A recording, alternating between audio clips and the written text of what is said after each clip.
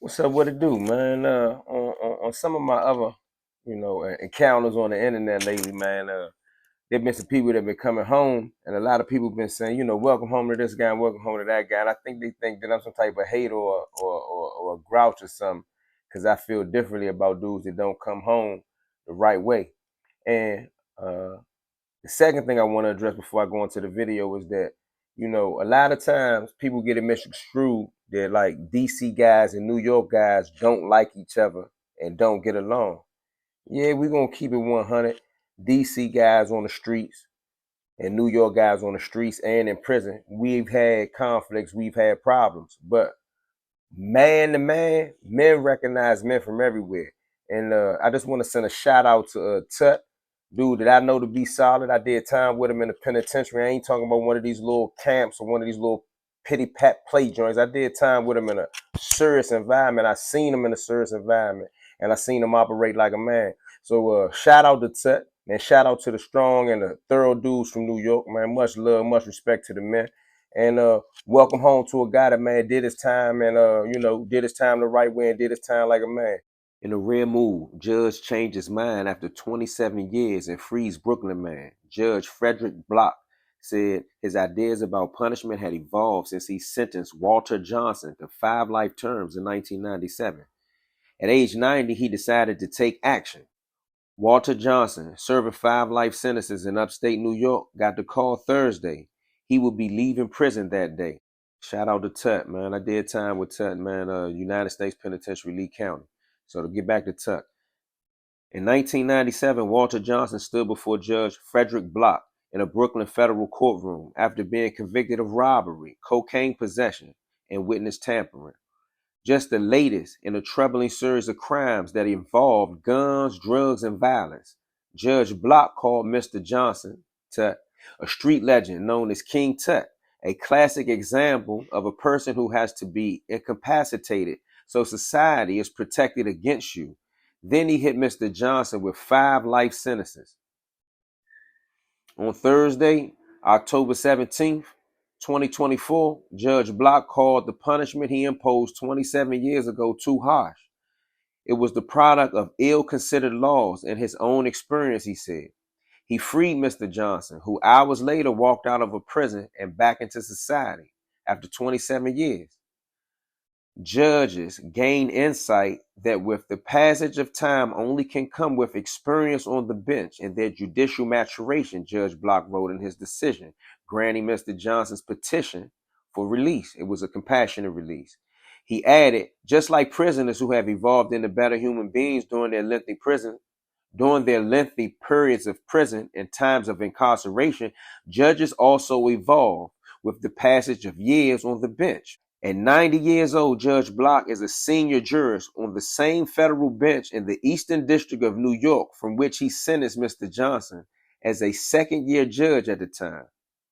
He has seen shifts in sentencing standards and wrestled with the issue enough to prompt him to publish a book last month that presents some of his past cases and making the argument for revisiting overly punitive sentences. That's for those guys that got, they got charges now that some people get 20 years for, and, those guys got life sentences. October 17th, Mr. Johnson mellowed out at age 61, was called to the phone at the Federal Correctional Institution in Otisville in upstate New York, where he had spent the last 16 years. He was told he would be released within hours. Imagine that. Just think about it. You got 5 life sentences and you get a phone call and the judge say, you're compassionate releasing, but the judge say, he gonna give you the chance and you going home in hours. So Judge Block gave me a gift I never thought I would have coming, Mr. Johnson said by phone just after his release.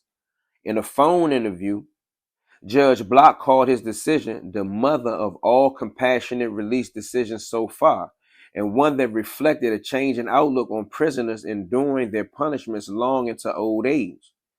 I got a lot of homies that came home on that compassionate release. Mr. Johnson's story began decades earlier in the Cypress Hill projects in Brooklyn, where as a teenager he had began running with robbery crews that targeted drug dealers.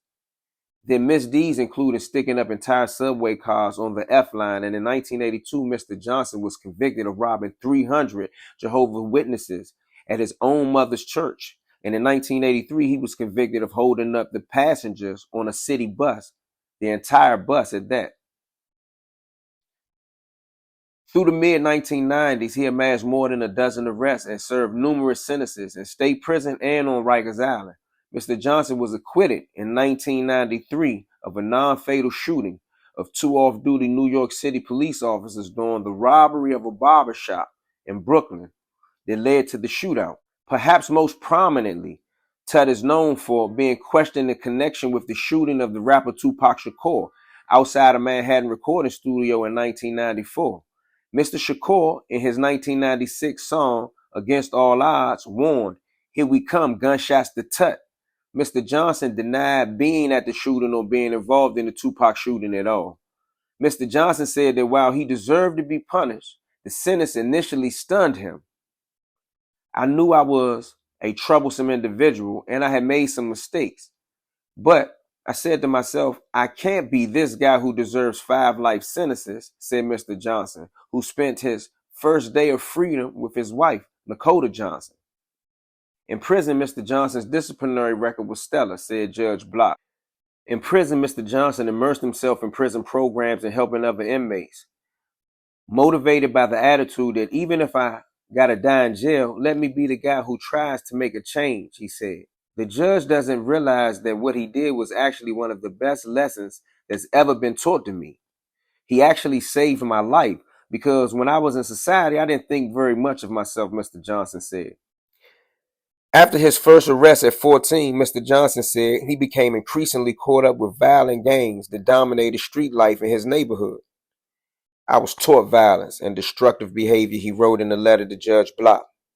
"I felt like a captive of the pain, confusion, fear, and hate that I saw on a daily basis and believed that I could only be a thug, a pariah, a criminal, or a gangster. That's what we were taught where I'm from." One of the victims in Mr. Johnson's case wrote a letter to the judge and explained to the judge that they believed that Mr. Johnson had served a substantial sentence and that he has been held accountable and has served ample enough time. So I believe that was one of the factors that Judge Block took into consideration of his compassionate release. And at 61 years old, he's made a whole lot of changes and impacted some lives like many of these other guys that's getting some of these opportunities. Mr. Johnson's sentence came when New York and the nation were ravaged by violent crime and the crack epidemic.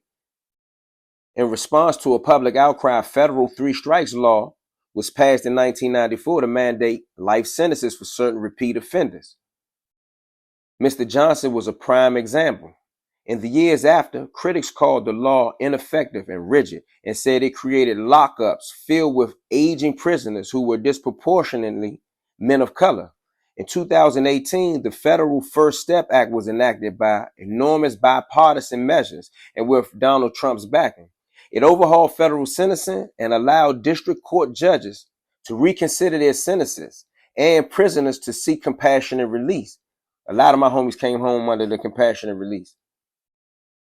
Mr. Johnson, wearing a black and red tracksuit, Sergio Cicchini, he think he's still fly, at 61 years old, steps out of the prison smiling and swings his arms around his wife.